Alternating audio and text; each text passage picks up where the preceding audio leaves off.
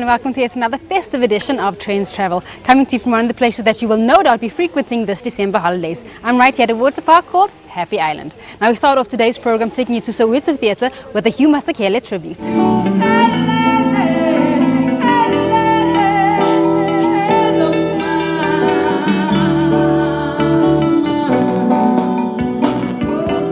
The Soweto Theatre came alive with a colourful celebration at the brand new amphitheatre.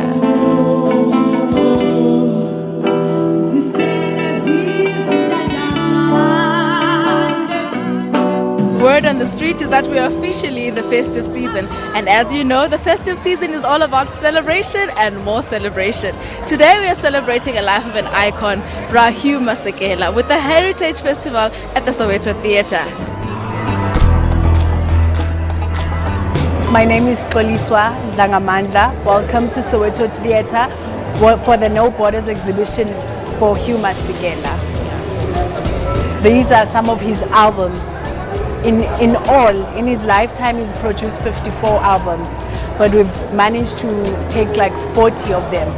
The name No Borders came from his last album, which was No Borders.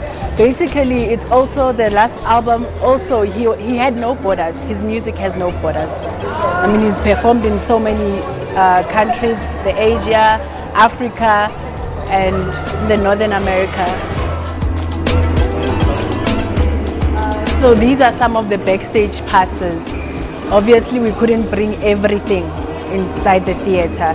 So like you can see in 2004, 27 April is the presidential inauguration. Yes, so he performed So we can move to the next point. So this picture is in Holy Street in 1956. So on his 17th birthday, he received a trumpet, his first trumpet, that is, from Louis Armstrong. So this room is called With Love from Louis to Hugh. So this was the first trumpet he received for his 17th birthday from Louis Armstrong. So these are some of his words that he mentioned. I've got to where I am in life, not because of something I brought to the world, but through something I found. That's Hugh Masekela.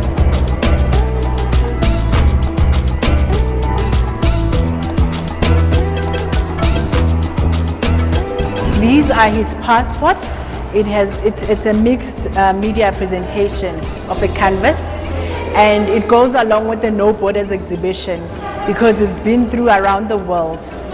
So these are some of the countries. He's been in Africa, he's been in Asia, you see. Yes.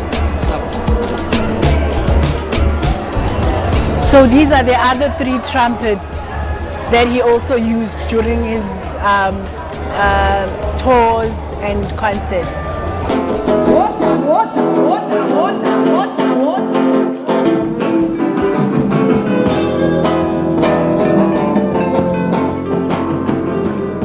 We're here today to celebrate Hugh Masekela, to celebrate his legacy and to celebrate his music, and to pay tribute to all the artists that are still very much influenced by him. So this is an event we started about 5 years ago called the Hugh Masekela Heritage Festival, where Hugh was very actively involved in curating the artists. You know, he was very hands-on in selecting who he wanted to be there. And we've grown exponentially over the last 5 years. We started in a little humble cricket field down in Rockville at the Alka Stadium. And this is our first year here at the Soweto Amphitheatre. And it's quite an auspicious occasion because we've actually opened the amphitheatre. You know, a lot of people call me and still refer to me as Hugh's manager, which in a way I kind of did, but Hugh was also unmanageable. He basically was a force of nature and you just held on to his coattails. So yeah, manager is kind of like a big term. Maybe more his apprentice. Taught me so much about life and how to live it. We were together for 10 years in a formal business relationship, but we knew each other for much longer. He was incredibly funny. He had a wicked and wild and witty sense of humor that just nailed you the first minute you met him, and especially with people that he was meeting for the first time. I mean, he had a very serious side, and when it was time for him to be serious, he knew that, jokes aside, but he just had an ability to just put people at ease all the time. He amazing humility. So no matter who you were, I watched him engage with presidents of countries, from President Obama, who he met at the White House, to President Uhuru Kenyatta in Kenya, and I've watched him interact with taxi drivers or a beggar on the street, and he treated everyone the same way, which is, for me, is the lesson that we should all learn, that he treated everyone equally. It didn't matter who you were, what position you had in life, or what status you had. If you were around Hugh and he liked you, you were cool.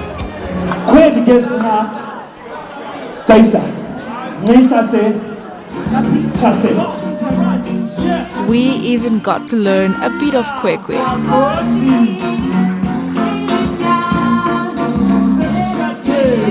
Overall, it was a lovely day out, a celebration befitting a legend.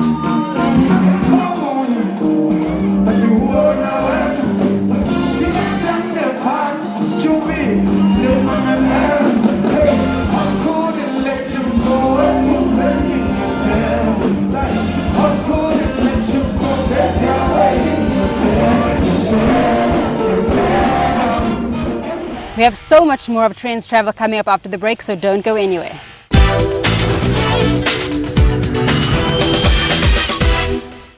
On Economics Unbound, we unpack everything from corruption. On the day he resigned, he was not aware of any fraud.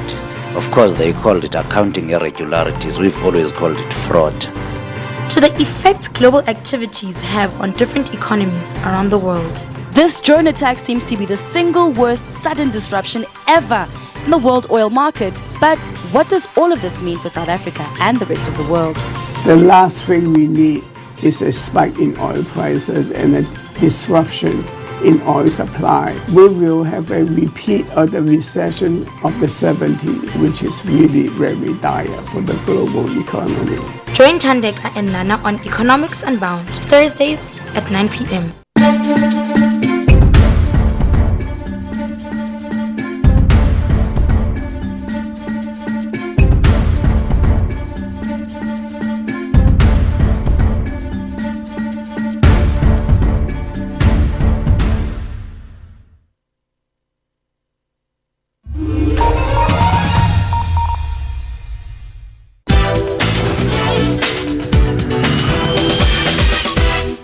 The Charles Bosman Museum holds the teachings of storyteller and educator Charles Bosman, who lived in the Grootmariko in the 80s. Puleng takes us through his life.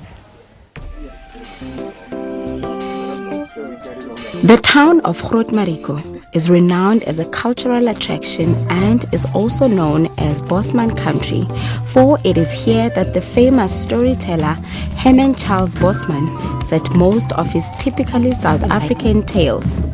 His life and times are captured here at the Bosman Museum.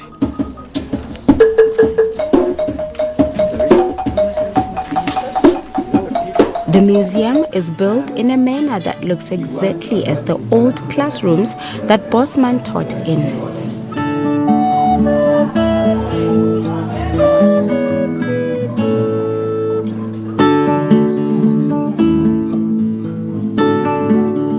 In addition to the old classroom structures is the traditional Botswana huts, which adds a multicultural experience. The whole idea is that the Bosman living terrain is multicultural.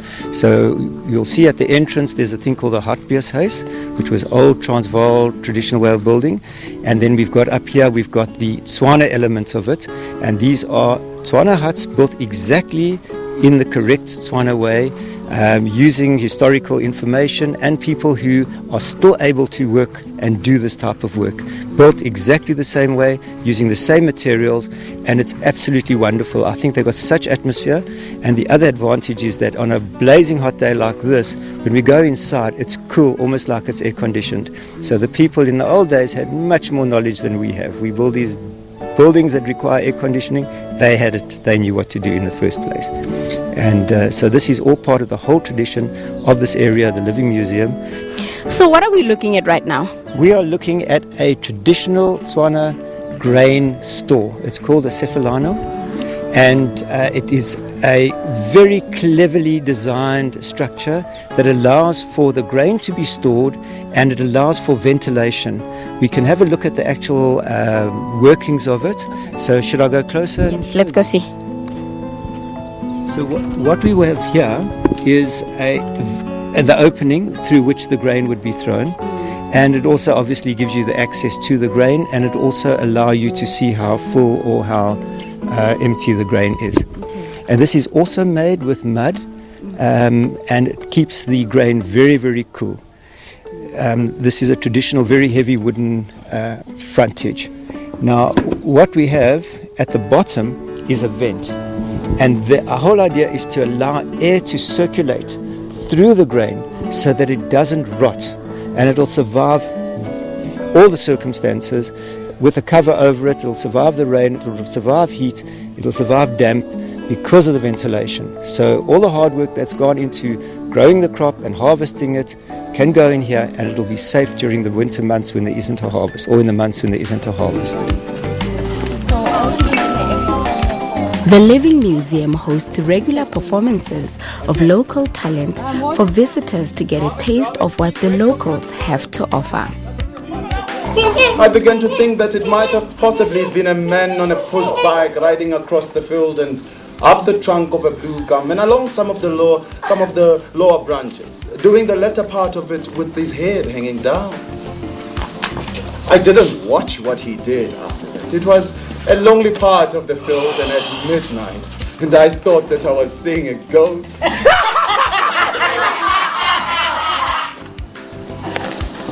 Ridiculous, I know. What I saw on the Pretoria Road and what my imagination took to be a ghost was nothing more than a native performing acrobatics on a push bike. No, I forgot to say that his neck was 2 feet long and curved. Julian, please take me through the performances that we saw earlier on. What is the group called, and is it quite regular here in Groot Marico? Yeah, this is one of our outreach programs. The Herman Charles Bosman Living Museum is very much famous for their outreach programs. We call ourselves a living museum because we perform a lot. We perform Bosman, and we do a lot of music and culture. And the outreach programs has become part of this, and it plays a very big role in our yearly program. We work with our local youth, also the adults, also surrounding schools that come to visit us for cultural days. Performing the Bosman weekend starts tomorrow, and they are performing. This is a combination of Herman Charles Bosman's work and Nhlongu, which is also a very famous writer. So they're making a combination of the two writers, and they're mixing the stuff to form this play.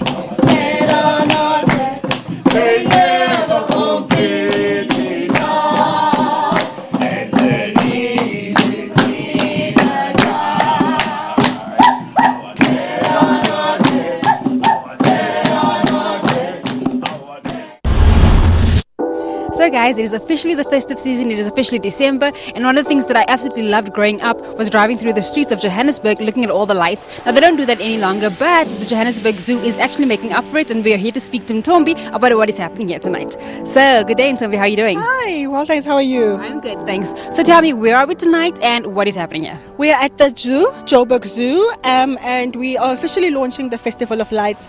It hasn't happened for a number of years, and we thought, you know what, let's bring it back on a bigger and greater scale for the residents of Johannesburg. What the residents can expect at the zoo, these beautiful giganormous lights, which is always great for children, but more importantly, it's the festival of the night markets. You know, we've got some food stalls, some arts and crafts stalls, so it's a great environment for the family, and what a great place to have it in at the zoo.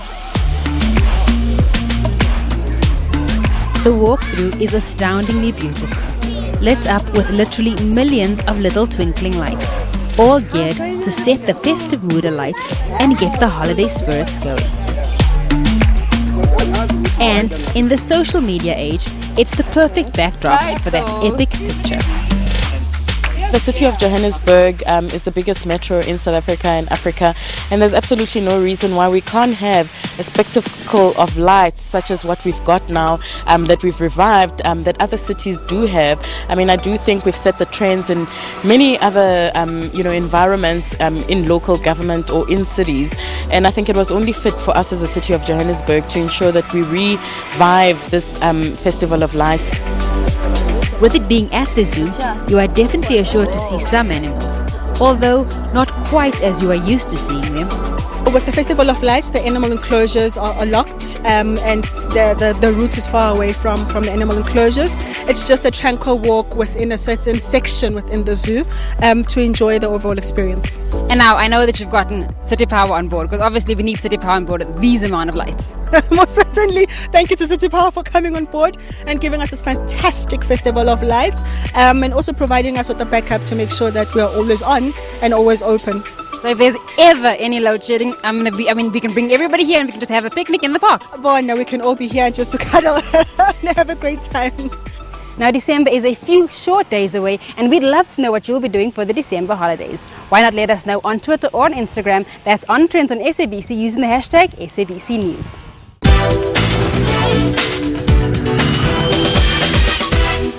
Our job as the SA Today team doesn't simply start when the cameras start to roll. We also work tirelessly behind the scenes to keep you up to date with stories of the day. What have you established as an organization, or rather as an association, regarding this WhatsApp group Stokvel? If you look at the WhatsApp Stokvels, people join irrespective of whether they know each other or not. So the person joining is faceless. The one recruiting is also faceless. It's a disaster. Watch SA Today every day from 3 p.m. Tensions high, roads barricaded, municipal offices vandalized. We are tired of the municipality. We want services. They must pay the municipality so that the municipality is able to execute its mandate of delivering service to the people. The municipality also faces a dire financial predicament. 8 municipalities reported overdrafts. Some Free State municipalities are on the brink of collapse.